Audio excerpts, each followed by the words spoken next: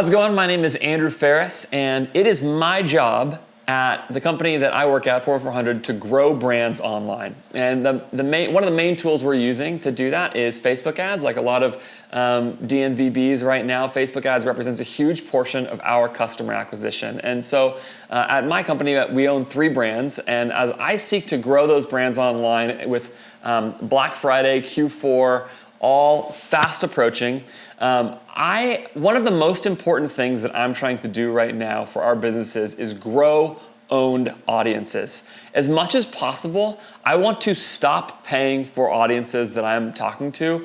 I want to own them and be able to talk to them for free after I've first engaged with them with my Facebook ads. And so what you're about to watch is a strategy that I put together to accomplish just that. A lot of strategies around building owned audiences require huge amounts of money up front to buy the audience, whether it's Facebook ads or anything else, buy an email list, something like that. And then you realize the value of those dollars over a long, slow period of time. And if you have to work on your cash flow or anything like that, you know that can be a real challenge for you, especially if you're bootstrapped. So what this strategy you're about to see is built around is the idea that perhaps there's a way to build a massive email list at profit and scale all at the same time. And so to walk away not only with some profit, but also with a big owned audience in the form of an email list. And I'll tell you, for this strategy, this is one of a few things that we're working on right now at Common Thread Collective and 400. Common Thread Collective is another side of the same business. It's our digital agency that is helping entrepreneurs achieve their dreams by growing their brands online with digital sales. So at Common Thread Collective, which we work very closely with, owned by the same people, we're trying to help all kinds of our entrepreneurs do this exact same thing. And this is one strategy, what I'm about to show you, to build owned audiences. We've got a few more of them that we're working on where we're going to take some really specific, I'd say deep understandings of how the Facebook ads platform works and squeeze value out of it in ways that maybe you're not seeing as kind of your normal conversion bidding. If you've spent any time around Facebook ads, you kind of know the drill: prospect, remarket, dynamic product ads, and that's kind of the way your whole account looks. What I'm trying to do is say, how can I make it so that we can use Facebook ads not only to generate sales right now, but also to build giant owned audiences? And there's no more important time to do that than right before Black Friday, when all of your audiences are going to get way more expensive to talk to at the most important time of the year to talk to them. So that's what this strategy is all about. We would love to help you with a strategy like this one. There's a lot of details in it, and we can talk to you about it. Come check out CTC, and we can help you get that going.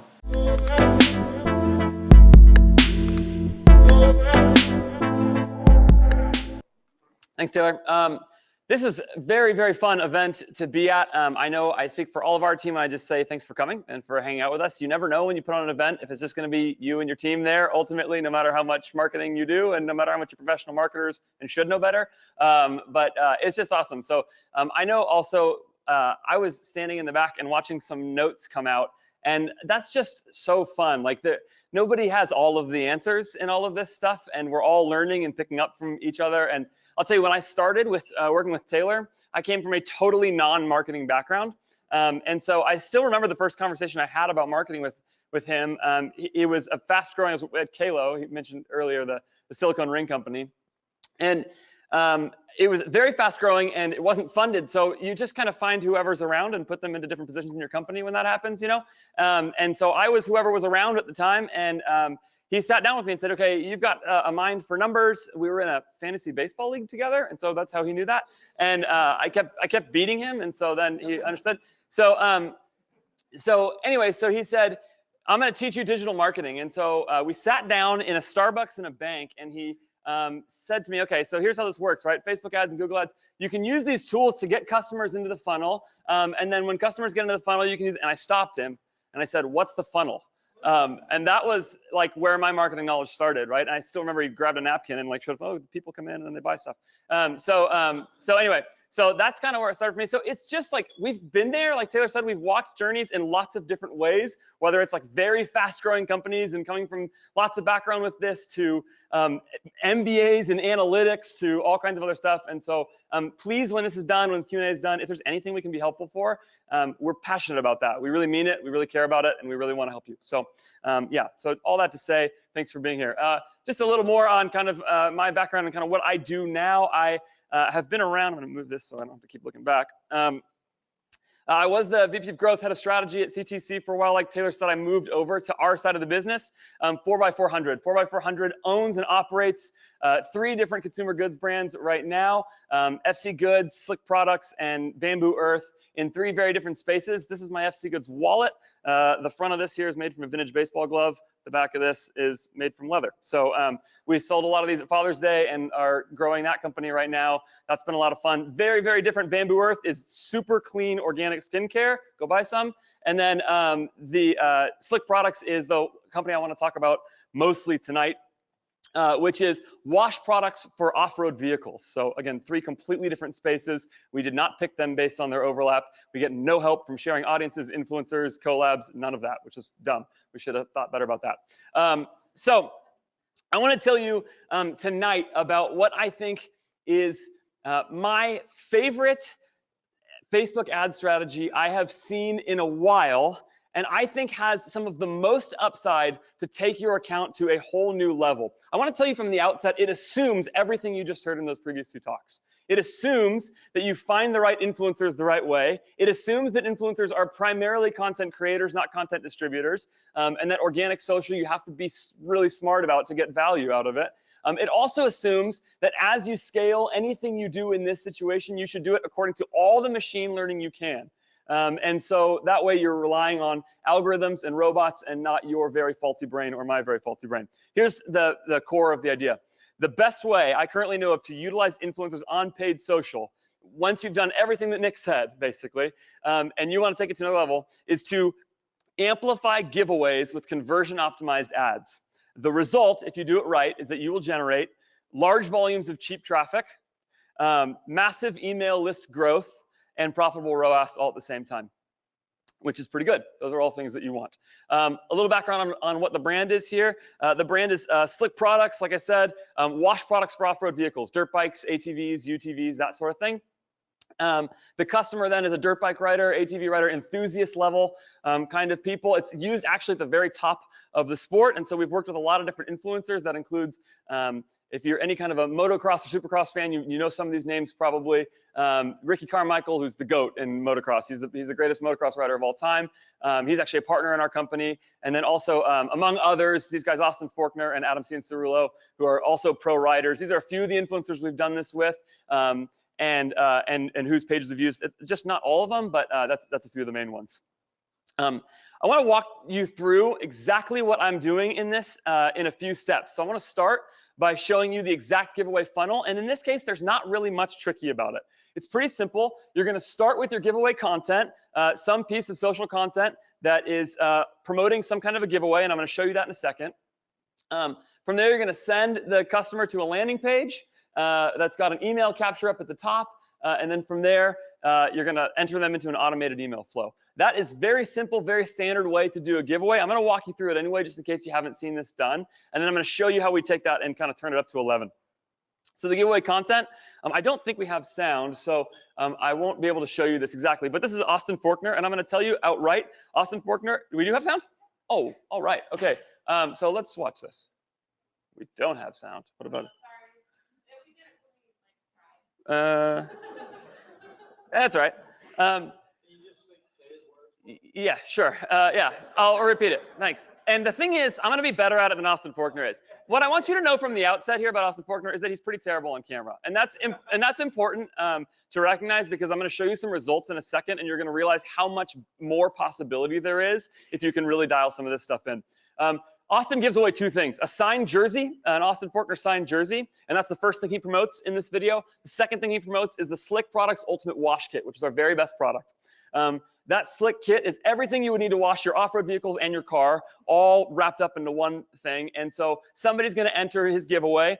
He's going to post this on his page. We're just talking organic so far. And he's going to then take that, and the reason those 2 things are in that order is very simple. The first is that a signed Austin Faulkner jersey matters to Austin Faulkner's fans, right? So it's something of value to them uniquely that he can provide. Secondly, he's going to then talk about and endorse our product, which his team really does use, so it's totally legitimate. And so Faulkner's going to hit both of those in order. The customer then enters the giveaway.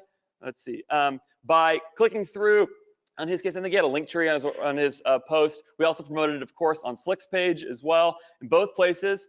And the customer clicks through, goes to this landing page. Very, very simple design. We repeated the video on the top of the page because there was going to be some traffic getting there from some other ways. But email capture right on top of the page. You submit your email. You get a quick confirmation on page. Thanks, you've submitted your email. And then this is really important. Right after that is a bunch of product info.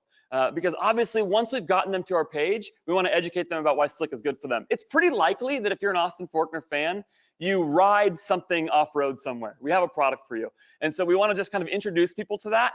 And this is where if the influencer can really sell your product hard, I think there's really big upside. For if he comes out and says, this thing is really awesome, you should check it out, then I think you could do a lot of stuff there. So I'll show you some results in a second, like I said.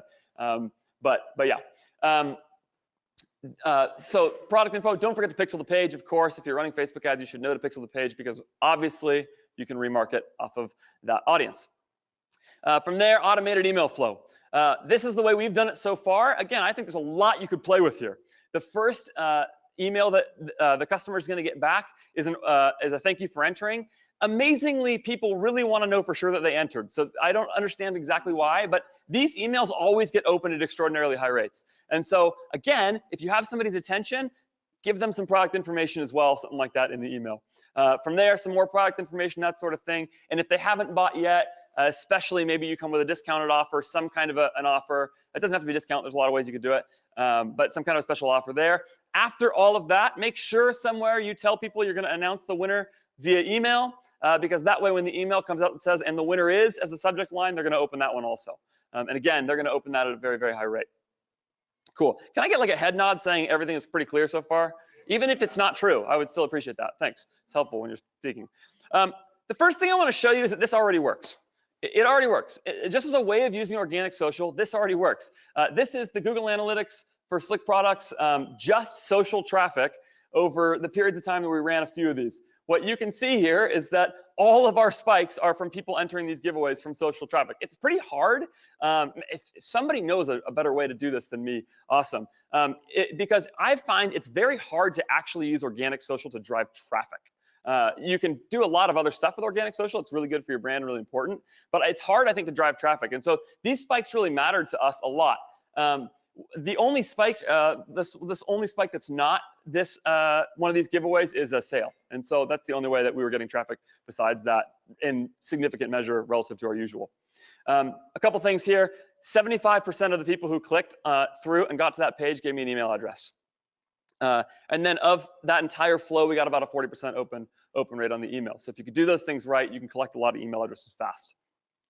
Okay, that's a pretty simple giveaway. There's not magic there. That's maybe just an e-commerce best practice in working with an influencer, something you can try. Here's where I think you can take this and really do something special with it. If I was building this to start, my first thought would be to take all of that, and maybe you guys are ahead of me a little, but to turn it into some lead gen ads. That's kind of like the obvious thing you would do. Take that traffic and say, okay, we want to generate email addresses, so bid for email addresses. And of course, you can optimize for those in Facebook, or even for website clicks, so you can get huge volumes of super cheap clicks. But I'm not primarily interested in email addresses, and I'm not primarily interested in traffic. I'm primarily interested in revenue. And so what I want to do is figure out how to take people's interest in this giveaway and turn it into dollars. That's the goal. So what I did is I took that and turn it into a purchase optimized ad. By conversion optimized here, I want to be very clear. I'm not saying bid for a custom conversion email capture on the next landing page. I'm saying bid for purchase. In this case, what you can see is what we did is we took this. Now, this shop now is actually a mistake. That should say learn more, but somebody did it wrong, probably me. And the headline, though, nonetheless says win a free signed Austin Faulkner giveaway. The rest of this copy says nothing about buying a product. It's all just promoting the giveaway.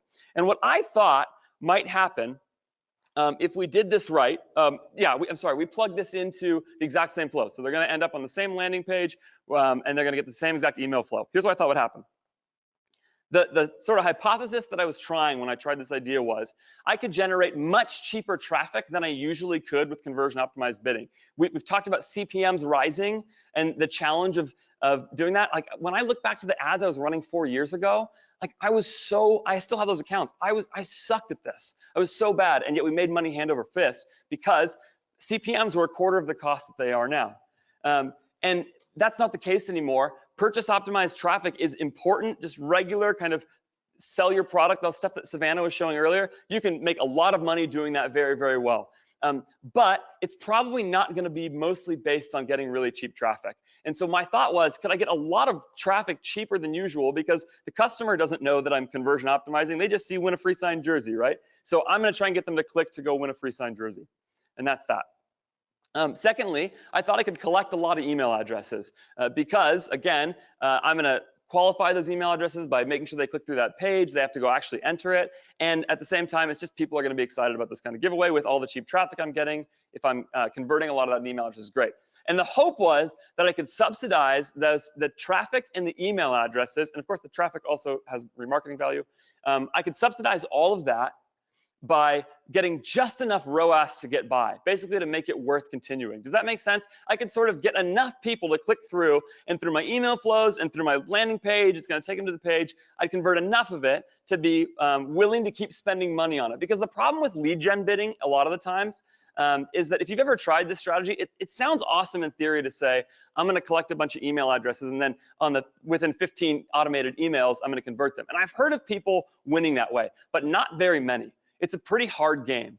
And the reason why is that you're getting all kinds of email addresses from all kinds of places, and you're not necessarily getting people interested in purchasing your product. You're getting people interested in giving you an email address. What we've done by conversion optimizing the audience is taking all of the people that Facebook says are most likely to buy products and try to collect their email addresses. And that's really important, right? Because now I don't just have an email address, I have a purchase optimized email address. And so the hope is that I can scale that. Here's what happened. We've tried this 5 times so far. You see the total spend so far is not gigantic. There's a lot of testing to be done here. The Casey Curry and Boss Audio I didn't walk through. There were lower spends for us, and they're different kinds of things. Boss Audio is a collab, and Casey Curry is a truck driver, or an off-road truck driver. But we spent a lot more of it on this dirt bike audience. And what we found was we got very, very cheap traffic. Relatively speaking, this is all prospecting, all click-only attribution. If you're not in the weeds and you don't know what that means, don't worry about it. If you are, you'll understand what I'm saying. And what we ended up collecting that was most interesting in this is that not only are we getting relatively close and at the best 2 to 1 on our prospecting ads, but we're getting 75-cent email addresses. And that is really valuable for me long-term. And here's some of the ways that worked out. Just by way of comparison to the rest of this account, our CPC is about 40% cheaper than kind of our evergreen ads at the same time that we were running over the same time period. Our ROAS is a touch worse, not a lot worse, just a little bit worse. And again, actually in our best performing campaigns, we were outperforming our regular ROAS. And in the midst of all of that, I'm collecting nearly 10 more email addresses per dollar I spend than I would if I was just getting them to my site and to my on-site pop-up. And that's really part of the key here. In the midst of running this, we ended up doubling our email address in about 2 weeks, our total email list in about 2 weeks. It was amazing. And the reason why that is so important is because while Facebook's only going to track your revenue from this for 28 days after the click, I'm going to track the revenue for a lot longer than that, right? So having a big email list full of conversion optimized people who have had a great first touch point with your product is a really, really valuable thing to have. Now, you may be asking, okay, Andrew, that sounds great. So why didn't you spend more money on it? And the answer to that question is because it didn't look that great at first. We calculate at CTC, a metric we call delayed attribution multiplier, DAM. And what that is Facebook shows you your revenue after your purchase 1, 7, and 28 days after somebody clicks on your ad, okay? So when you're in the middle of being an ad buyer and you are on day 1 after you've launched some new ads, you have to try to figure out the total value of your ads over the longer term. And so to do that, what we do is model out what we expect the value after the first day to be. Does that make sense? Again, even if it doesn't, can you nod yes just to help me out? Thank you. So what we do is say, what number do I multiply my 1-day ROAS by to get my 28-day ROAS? The usual for this account is do I have that here? There. The usual for this account is about 1.25. So you'd take your 1 day ROAS, let's say it's 1-to-1, multiply it by 1.25 over the total time, you'd end up right around there. What we were getting in this case is a delayed attribution multiplier of almost 3. So we were tripling the value of the ads over the 28 days is what I'm saying, basically tripling the value of it. Very clearly, the reason why, here it is kind of spread out, right? On a 1 day click, if you're looking at this and you're an ad buyer, you're seeing 0.6 ROAS and you're going, oh my gosh, this is a failure, Andrew's an idiot, this is a stupid idea.